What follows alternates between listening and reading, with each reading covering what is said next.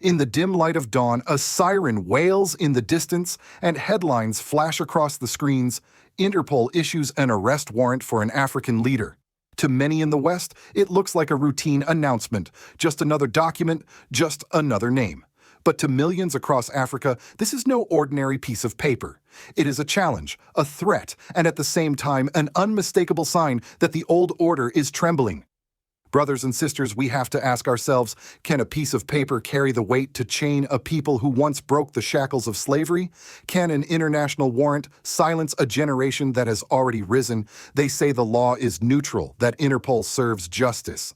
But history teaches us differently. Whose law was it when entire nations were carved up in colonial boardrooms? Whose justice was it when gold, uranium, and oil were shipped away while children starved at home? When they hold up this warrant, they are not showing justice. They are showing fear.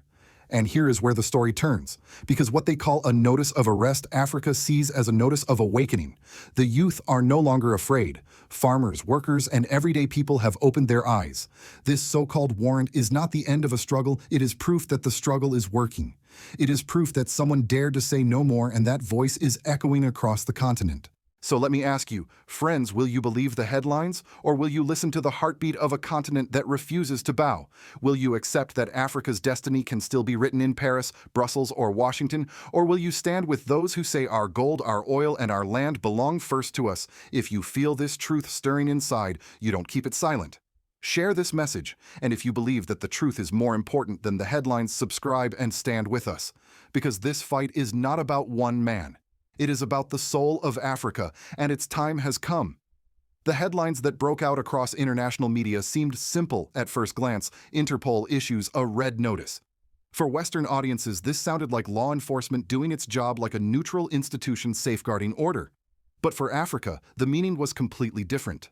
This warrant was not about justice, nor about protecting peace. It was a political tool, a desperate attempt to intimidate a continent that is no longer willing to kneel.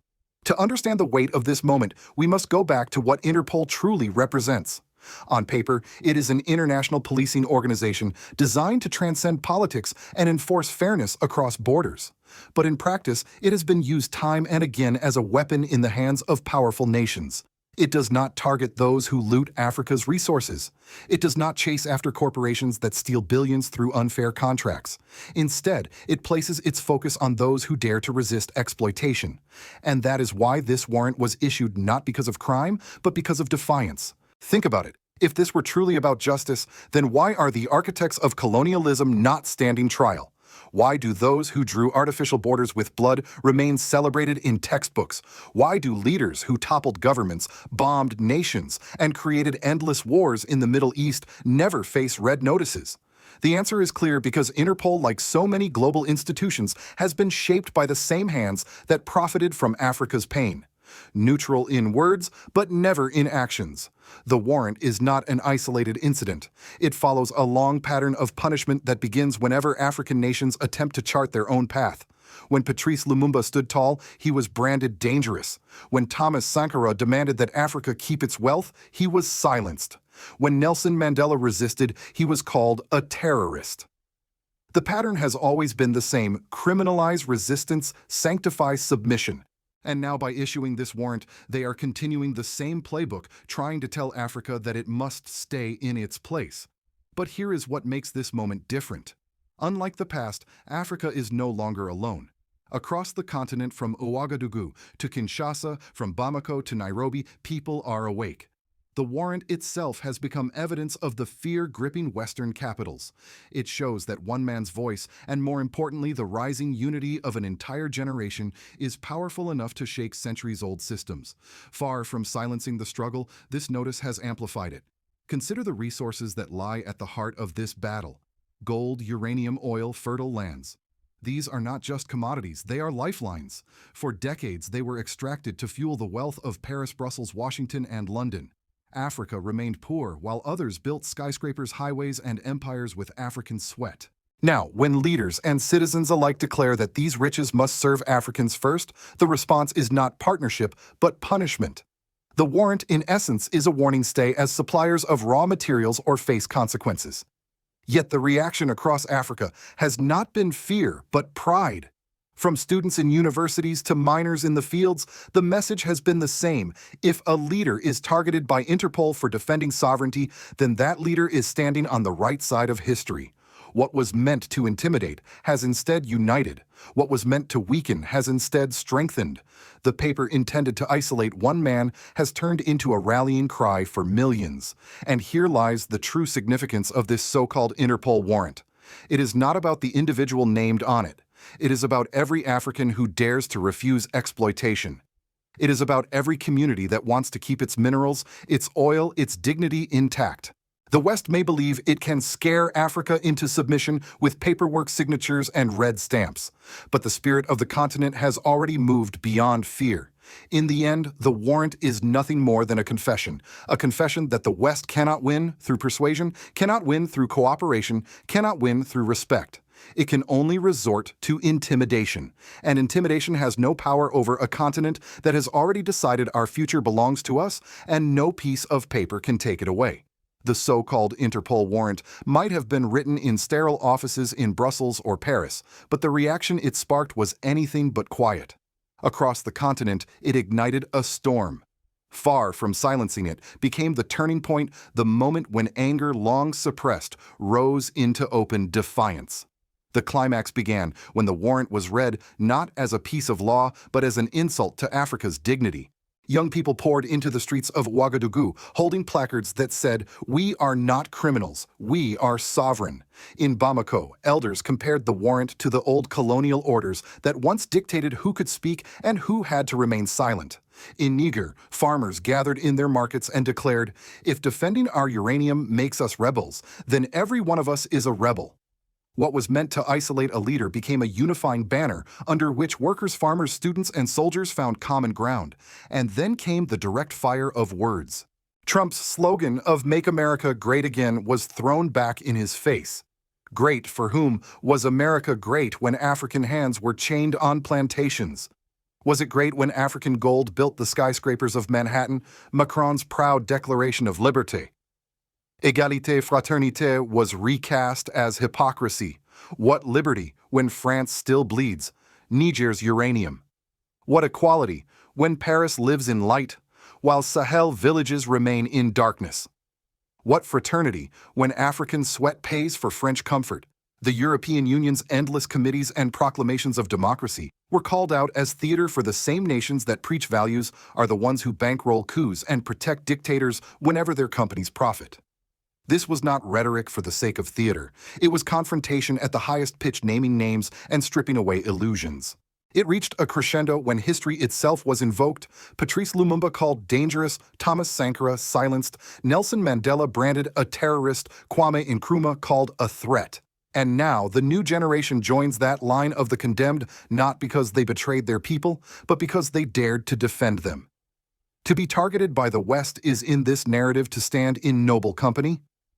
What they intended as shame was transformed into honor. Internationally, the reactions rippled outward. Some Western media tried to frame the warrant as justice in action, but their headlines rang hollow. In Africa, the response was immediate and visceral. The louder the West shouted criminal, the more ordinary Africans saw proof that their leaders were finally resisting foreign domination. Even critics who once hesitated began to rethink. If Interpol, an institution that claims neutrality, was now a weapon of imperial politics, then what did that reveal about the entire international order? Diaspora communities added their voices. From Paris to New York, African immigrants rallied, chanting that no paper signed in a Western capital could erase their heritage or dictate their destiny. Social media lit up with a single refrain, "Africa will not bow." Hashtags turned into movements, movements into marches, and marches into pressure on governments to reject Western intimidation. And yet the most profound reaction was not in the noise of crowds, but in the quiet determination of people who had suffered the longest. Mothers in villages told their children that the world feared them because they were finally waking up. Miners looked at the earth they dug and said, "This time, what we extract will not be stolen." Soldiers in fatigues whispered to each other that they would defend their soil not just with weapons, but with pride. Thus, the warrant reached its climax not in the halls of Interpol, but in the hearts of Africans. What began as a bureaucratic notice became a revolutionary fire. The West expected submission, instead it revealed resistance. They thought they could end a movement by targeting one man, instead they discovered a continent in motion. The more they shouted destabilizer, the more Africa replied, "We are awake." And here lies the essence of this high-point fear changed sides. It was no longer Africans afraid of the West, it was the West afraid of Africa's unity. The warrant had backfired completely. What was intended as a chain had become a banner carried high by millions who now believe more than ever that their future will not be dictated from abroad. When the so-called Interpol warrant hit the airwaves, it was not only a political drama between governments. Its consequences reached directly into the lives of ordinary Africans. What many in Washington, Paris, or Brussels imagined as a symbolic blow against one man became in reality a living reminder to millions that their sovereignty was still under siege. And the reaction from civil society was immediate. In neighborhoods across Ouagadougou, parents explained to their children that this was not about law, but about fear of a free Africa. In Bamako, workers in textile factories spoke of the warrant as proof that independence is never granted, only defended. Farmers in Niger asked each other, "If our uranium is making Paris glow at night, why are our own villages still dark?" The warrant became a conversation starter, but more importantly, it became a call to action. People realized that the struggle was no longer distant, it was in their homes, in their fields, in their future. The political consequences inside Africa were just as profound. Leaders who had once wavered trying to balance foreign pressure with domestic expectations suddenly faced a new reality. Their citizens were watching closely. If they sided with Interpol and the West, they would be branded collaborators.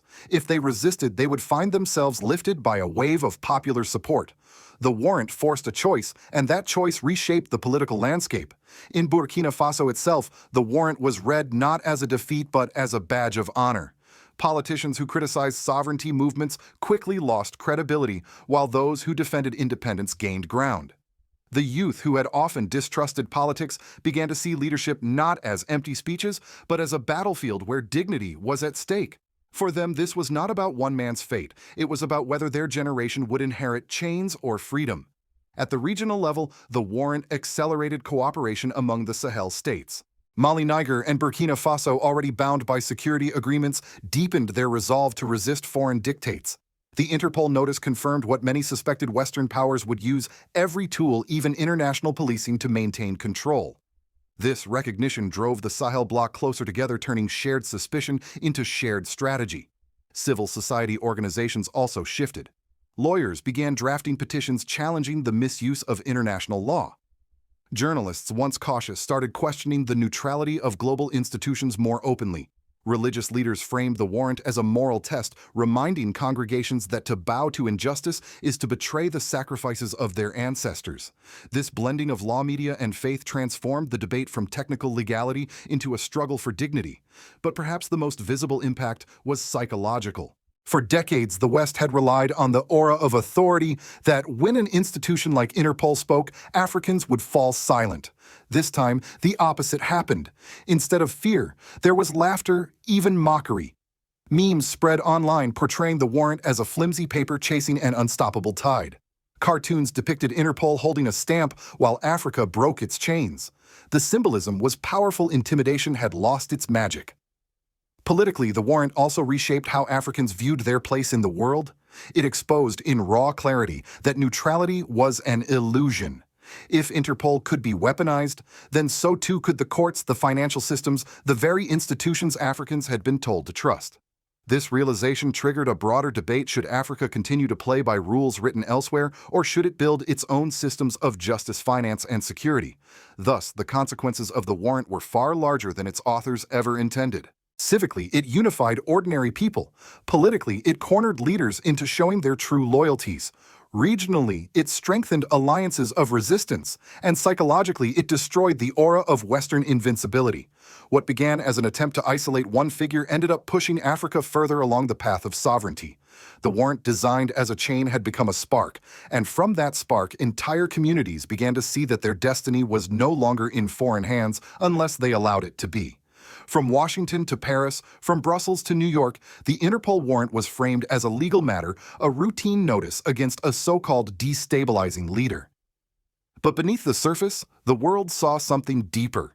This was not just about crime and punishment. It was about control.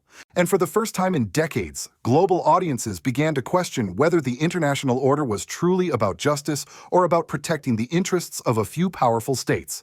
In the United States, the political establishment tried to present the warrant as proof of American leadership in global security. Officials spoke of upholding the rule of law and countering threats to stability. Yet ordinary Americans, especially those who have lived through Vietnam, Iraq, Afghanistan, saw the familiar pattern. They recognized the same justification used for wars that drained U.S. lives and treasure while enriching corporations. Among African American communities, the reaction was even sharper. Many drew parallels between the criminalization of African leaders abroad and the criminalization of black resistance at home. For them, the warrant was not a sign of justice, but of hypocrisy. Europe, too, struggled to defend its position. French leaders insisted that the warrant had nothing to do with resource control, even as critics pointed out the glaring truth: France's nuclear energy runs on uranium from Niger. Its financial stability depends on West African reserves. Its prestige rests on the illusion of influence in its former colonies. To Africans, Macron's speeches about liberty rang hollow against this backdrop. To Europeans watching closely, the contradiction was embarrassing. How could a continent that prides itself on human rights ignore the fact that its prosperity is tied to exploitation elsewhere? The European Union fared no better. Its bureaucrats tried to mask the issue with technical language about international cooperation, but the Global South saw through it. Across Latin America and Asia, commentators noted the same dynamic they had faced in their own histories: Western institutions punishing independence while shielding dependency. For many nations outside Africa, the Interpol warrant became a case study in double standards, and then came the global media. While mainstream outlets initially echoed the official narrative, alternative voices from independent journalists to grassroots movements highlighted the larger story. They pointed out that the West was not pursuing dictators who crushed their people as long as they served foreign interests. Instead, the target was a leader demanding that Africa's resources benefit Africa first.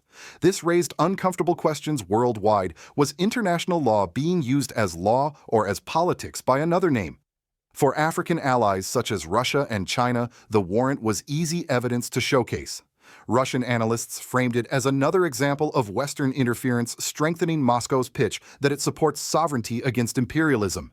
Chinese commentators reminded their audiences that Africa's development was being sabotaged by the same powers that now cried rule of law.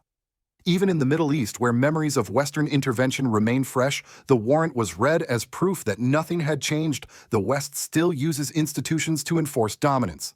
But perhaps the most important global perspective came from ordinary citizens, not governments. Social media campaigns spread beyond Africa, gaining traction in Europe's working-class communities, in Latin America's activist circles, and among diaspora networks worldwide. The rallying cry, "Africa will not bow," resonated far outside the continent. It tapped into a broader fatigue with a system that preaches fairness but practices hierarchy.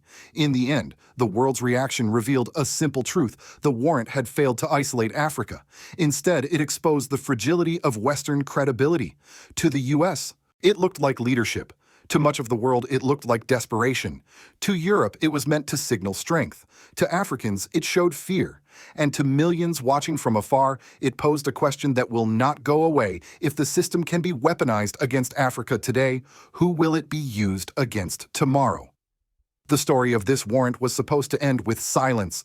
A leader shackled a continent, intimidated, an example made for all who dared to resist.